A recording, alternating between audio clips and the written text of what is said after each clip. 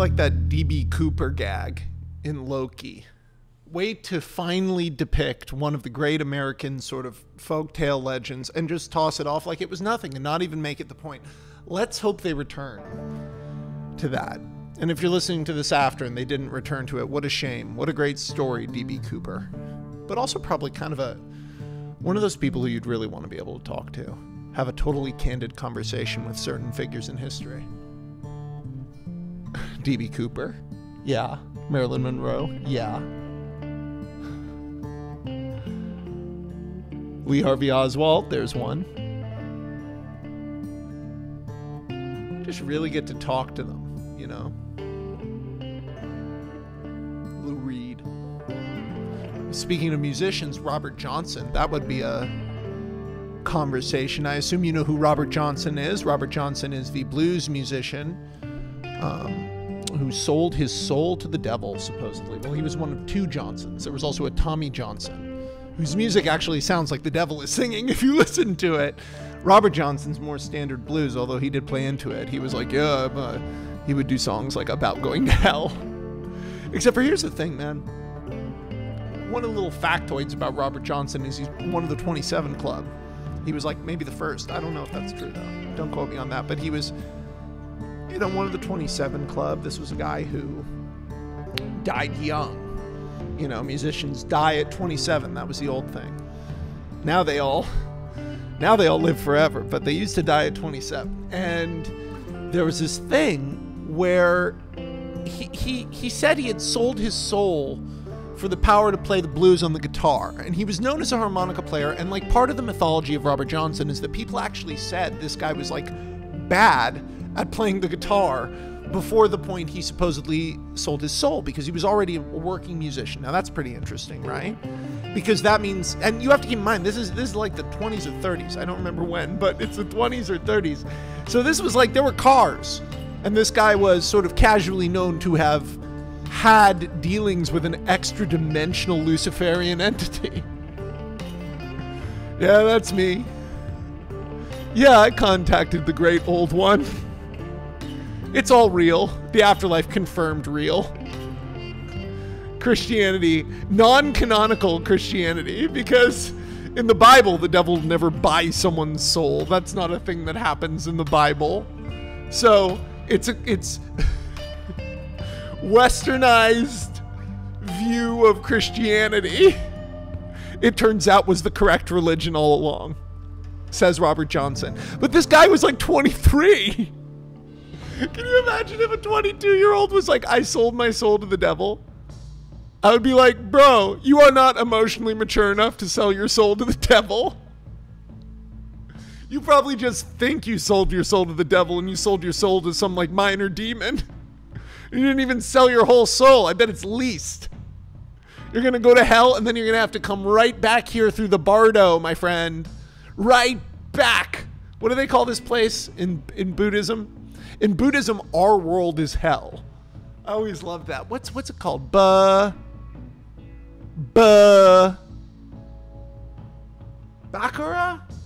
No. I thought Baccarat because that's the other movie. Samsara. It's also the title of a beautiful movie. If you've ever wanted to get stoned and watch a movie, Samsara is good. But the nice thing about it is you don't actually need drugs. They'll help. They'll enhance it. But just watching it, within 2 seconds, you feel like you're high as shit. Even if you've never done drugs before in your life. If you're not going to do drugs, at least watch Samsara on Amazon. I believe it's on Prime.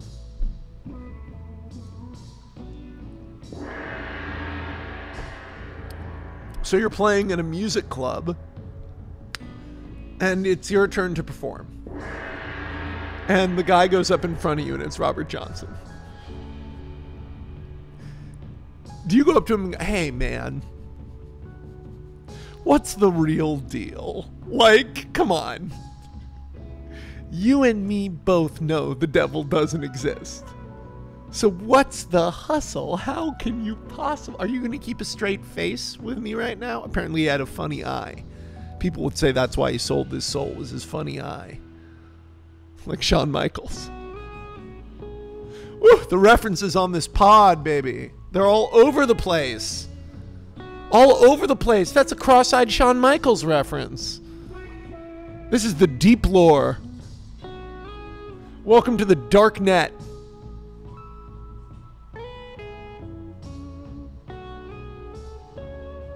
There's a portrait of my cat who's being put down this week. There's a portrait of her on my wall, and I find myself looking at it now and thinking what a lovely young woman she was and how lucky I was to know her. Rest in peace, Junkie.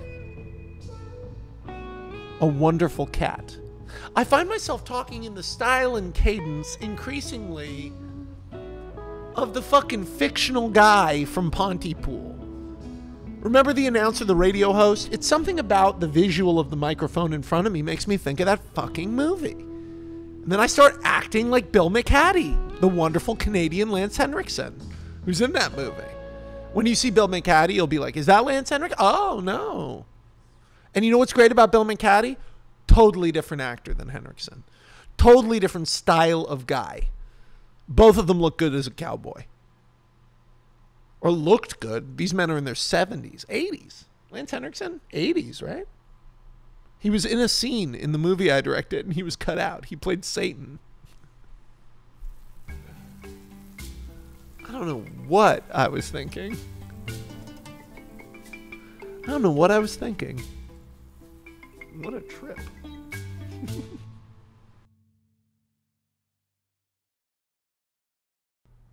Well, I wanted to talk briefly about this film I saw. I saw this film the other night on Amazon called Communion, and I was very drawn to it because it was one of those things where it's the, if you like this, you'd also like. And there's always an interesting selection of movies down there on Amazon. It doesn't miss. They're right. And sometimes I laugh because I go, yeah, but that movie, you know, I'm a guy who's seen a lot of movies, and I've seen all the movies they recommend sometimes, and I go, but that movie's not like this movie. And then I remember that it says, if you like this, you'll also like. It doesn't say other things like this necessarily, or maybe it does, but it's still, what's impressive about it is that it's usually things that if I've seen them, I like.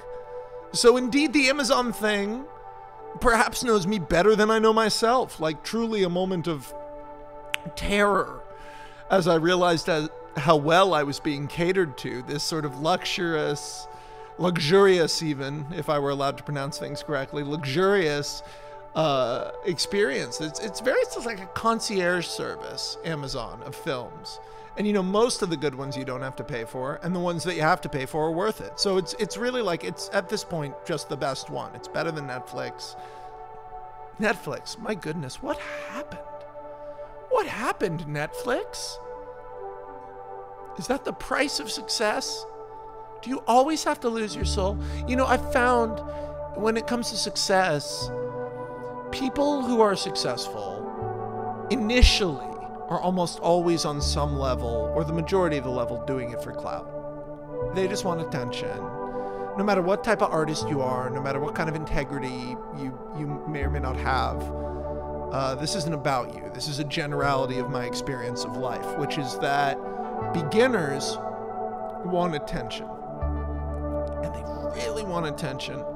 And the thing they make, even if it's the most brilliant thing in the world, their beginner thing is a thing done for attention. And maybe it's their best thing, you know? Maybe it's the best thing they ever make. Maybe it's the only thing they ever make, because so many artists are only known for one thing. I mean, the majority of the 20th century is one-hit wonders.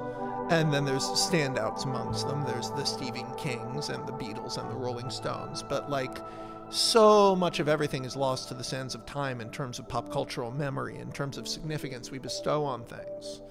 Like, time has not been kind to the thong song. It just hasn't. It's going to be forgotten. But, you know, even Cisco, that was done for attention. The thong song, except for it's great. So, like, I'm not saying any version of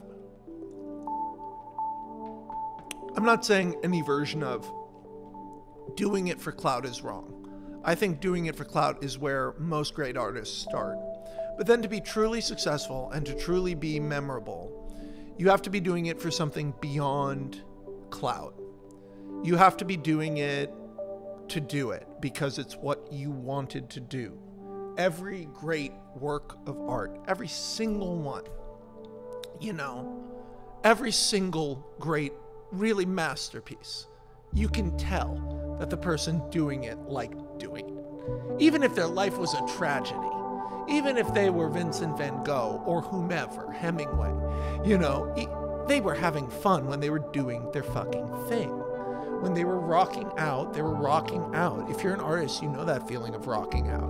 And you know that that feeling of rocking out is way different than the feeling of like fucking slamming a huge home run where you feel like you nailed it and you feel like everyone's going to be so impressed. That feeling of rocking out is different. They're two different good feelings, and they're not mutually exclusive, but they're often separate, because your rock out shit is often the shit that you're remembered for, but it's not the shit that broke you. The shit that broke you was I Want to Hold Your Hand.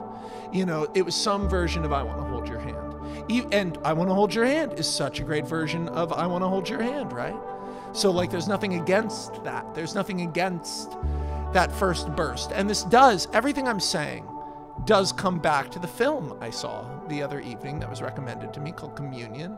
There was this whole rash in the 70s and 80s of, there was this book called Chariots of the Gods, this whole idea that had arisen in pop culture, or rather not even pop culture really, but in the zeitgeist. It was on the news and stuff. There were specials and people writing articles, and there were magazines about this idea that, have you ever thought about aliens though? What if aliens stuck something in your ass? What then, America? And what if they've been sticking it in your ass and killing your cows and doing weird things you don't understand all along? Now, right around this time, psychedelics had really made their way into the cultural zeitgeist. Trippy, man, weird. Have you ever seen that incredible YouTube footage of that 1950s housewife who does LSD? IRL. It's a real piece of footage. You should watch this if you haven't seen it. I'm not going to ruin it, but I love acid. I'm pro-acid. I think acid is necessary for the advancement of humankind, and I suspect it always has been, to some extent. Psychedelics have always been leading us forward and leading us on to the next thing. But this housewife behaves exactly how you'd want a housewife, a 1950s housewife who'd taken acid to behave. She delivers. That video is a 10. That's something my dad says about everything now. Everything has become a 10 or he hates it. And that's like my dad in a nutshell. And that's me in a nutshell too. Actually, that's not me in a nutshell anymore. I don't fit inside a nutshell anymore. I like everything now. I'm like a weird guy. Even the things I hate, I like. This movie I saw, Communion, my God, the most up its own ass, smells its own farts, proud of itself for nothing.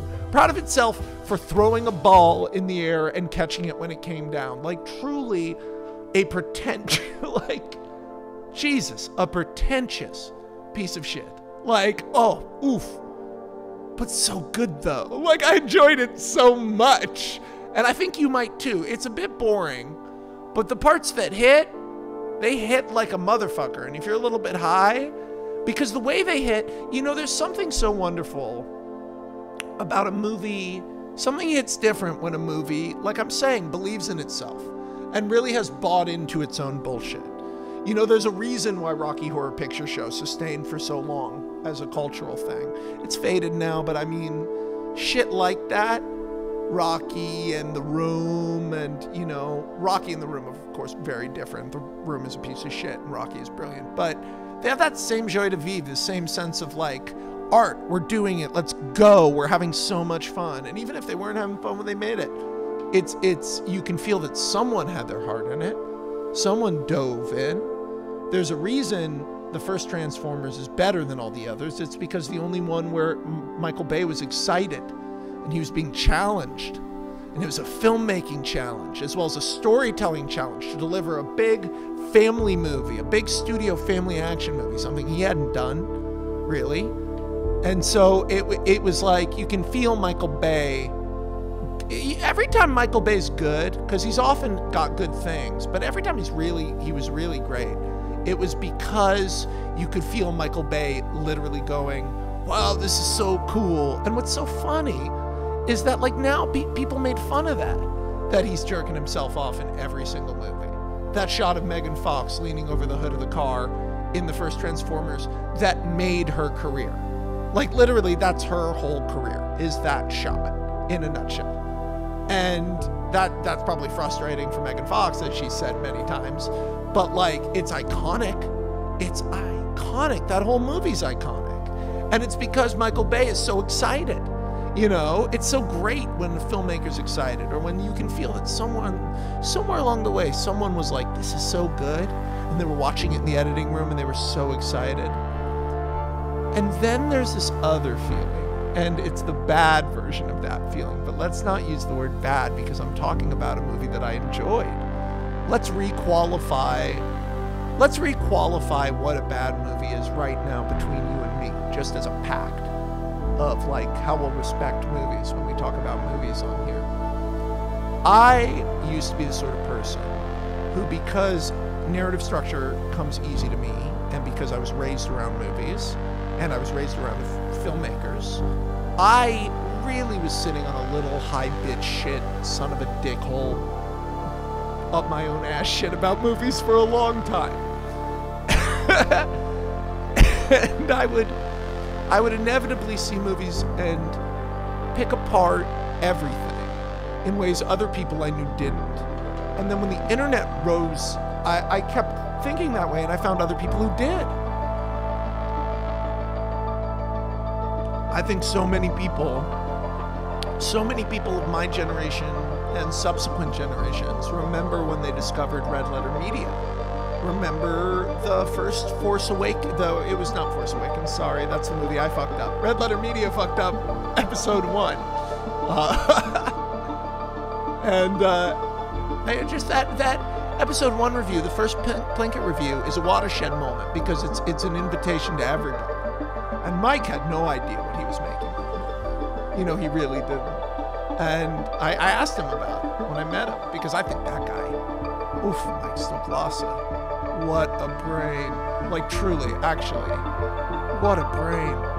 To have done that, to be a revolutionary, to be like an indie weirdo outsider filmmaker who never sells out and just builds their own brand from nothing, off like creepy, funny brilliance. Like, it was always so sad. It broke me down, because Plinkett kind of became a parody of itself, I think, although I would say it's time for another one.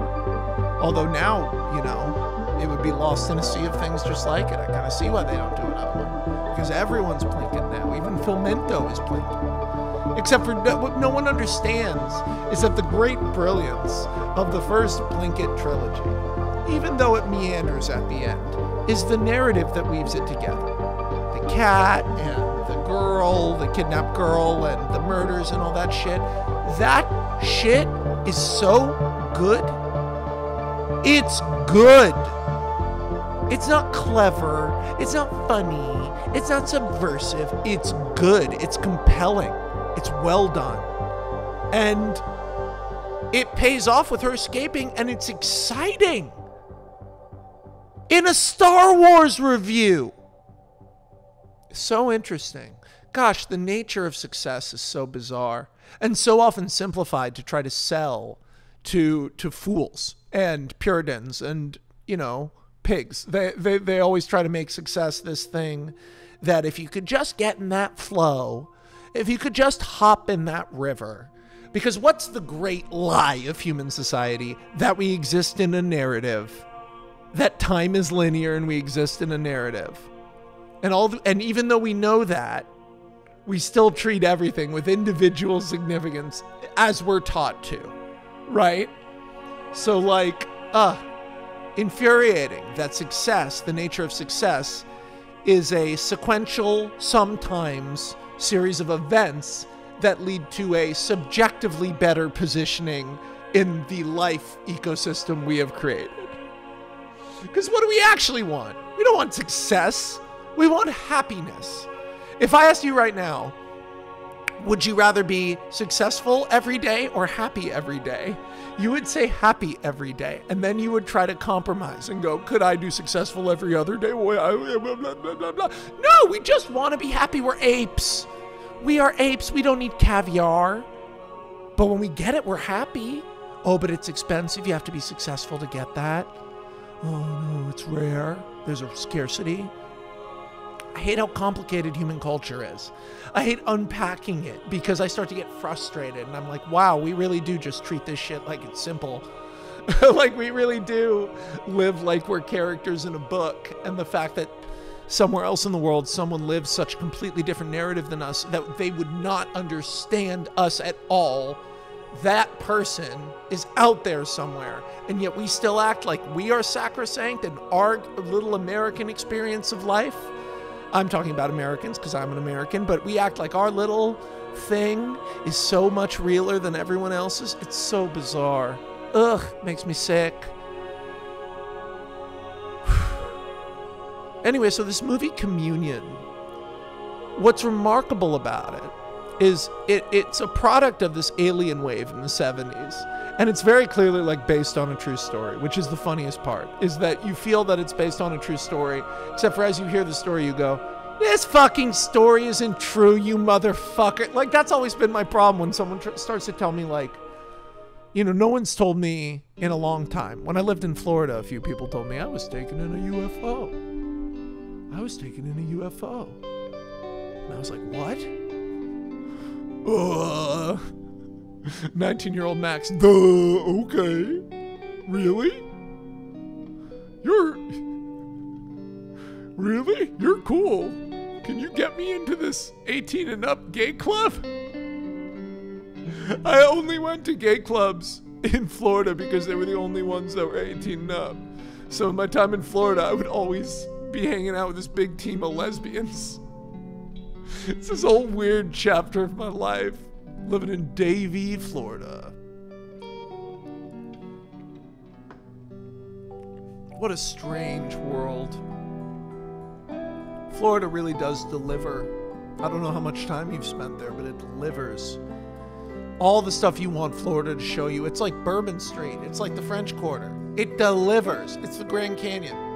You know, it's Turks and Caicos. It's Utah. It delivers. It's the thing. It's that sunset in Maui. That one. Not all the other ones when it was raining 6 days of the vacation. The one you remember where it delivered. Like, Florida delivers like that. You know what else delivers like that? Communion. Because this movie, okay, so it's trying to be like a normal, no, that's wrong. It's so wrong for me to assume its intention. How arrogant of me to assume its intention. Absolutely arrogant. Oh, I'm ashamed. Communion, I know nothing about you. I did not Google you before or after I saw you. I heard you were poorly reviewed, and Communion, that does not surprise me, but Communion, you're getting a good review here, baby. No bad reviews in this universe. Just love for me. So, Communion beat my ass. It pounded my ass in the same way Christopher Walken's ass is pounded in this movie.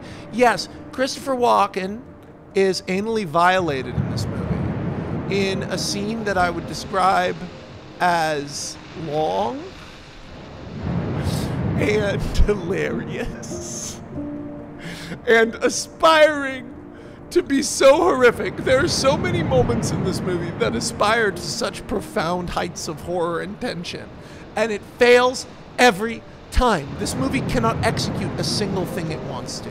That's the best thing about it. It thinks it's the best, most profound, interesting alien movie ever made. Except for it is doing it for clout, and it thinks it's doing it to be great. And it's so clearly trying so hard. And when you can see a movie trying this hard, it feels good, you know? Sometimes it's a little rough. Like, I'm not going to talk about modern movies on this show, especially not recent movies, because I don't want to hurt feelings. But a lot of these Netflix, not even the Netflix ones, they don't feel like they're trying hard. They all have the same color correction. But like, a lot of these like direct-to-streaming movies, what's interesting when you look at them is sometimes you can feel they really kind of were almost going for it, but then they kind of didn't commit all the way or didn't really know. And that's not to shit on all the movies these days, but guys, let's not kid ourselves. It's been a little rough this 2020. Although we got King Kong versus Godzilla, which blew my fucking balls off. I was like, damn.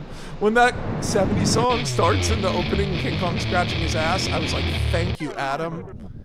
You cool guy. Thank you, you're back. That was how I felt. I was remembering hanging out with Adam in Vancouver because he was a cool guy. And I was like, damn, fuck yeah, excellent. Excellent. Oh, that last fight where Godzilla gets down on all fours and goes like big mode and starts like, just enters go mode and goes nuts. And King Kong is like, ah! It's just so cool. I was just sitting in the theater like, this is sick. This is sick. And I actually yelled out. There was only like 2 other people in the theater, but I went, this is sick. People who were with me were like, woo! I was so happy to be back in the theater, my God. But not as happy as Communion was with itself for being a movie about aliens that has such intelligent character writing. My goodness, let's briefly discuss the dialogue in Communion. I have never in my life, ever in a billion years, heard a movie that liked to hear itself talk more. Every single character is talking all the time and talking over each other and doing monologues. Every single line of dialogue is reflexive unto itself, meaning other characters don't need to respond. So 2 characters will have dialogue subjunctive to each other that is not interrelated. So someone will say, to clarify what I'm saying and put it in a more easy to understand way, a character will say, why were you afraid of the moon? And another character will say, I can't do this. I can't do this again. And then a character will say, why would you be afraid of a shadow on the moon? And the other character will say, if I'm going to do this again, I need to be ready. And it'll go back and forth like that, and they won't fucking address each other. They'll just, one's talking to one of them and the other one's talking to himself, but the scene is a one take in a single. It's a single of him with her over the shoulder, and they're talking for like a full minute of just like, why were you afraid of the moon? I don't know, I can't do this again. Why would you be afraid of a shadow on the moon? Because I'm here and now. Not because, he wouldn't say because even that is too correlative to what she was saying.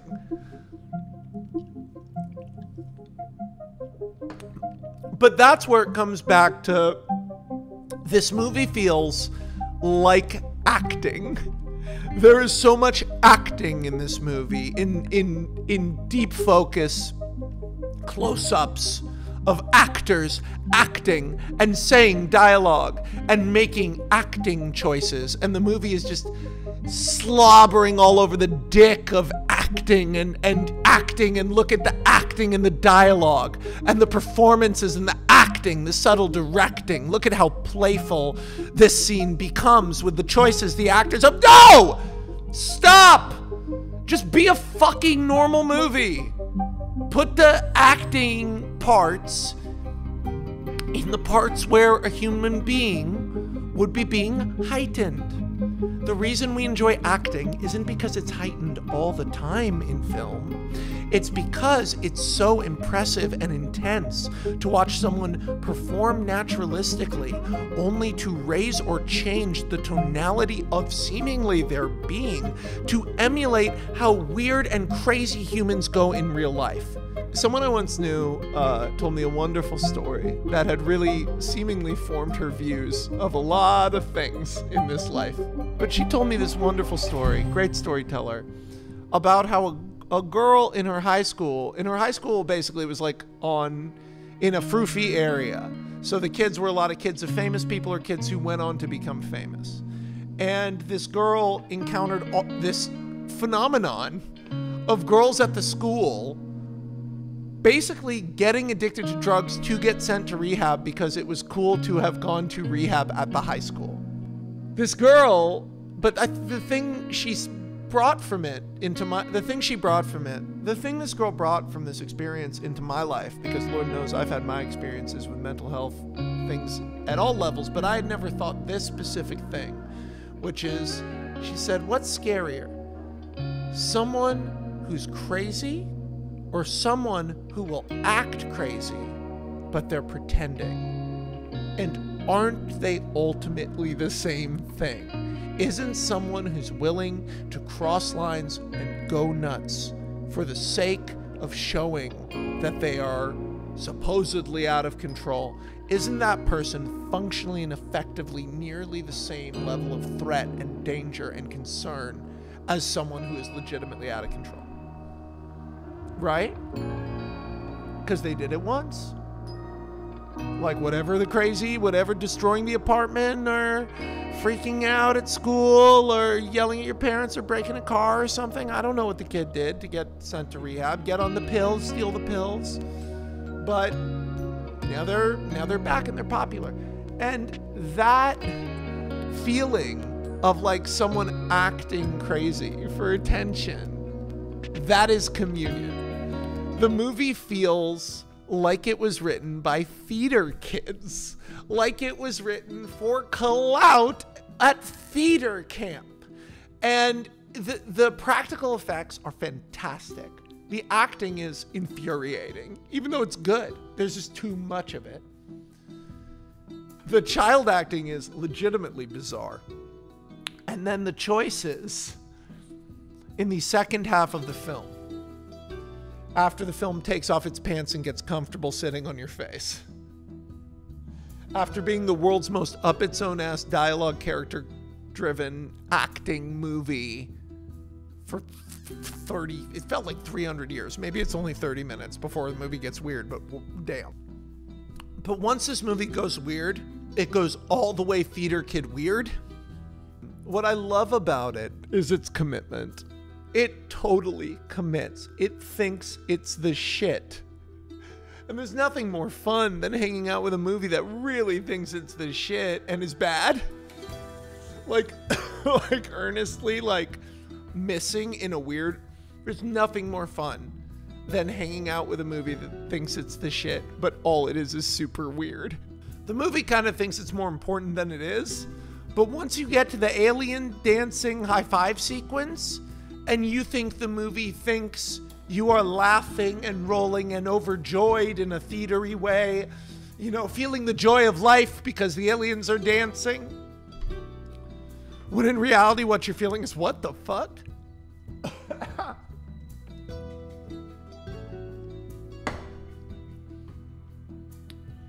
What a dance it is. What a dance it is, and what a challenge it is to make something singular, a singular work of art, to have created something singular. Whew. What a treat, communion.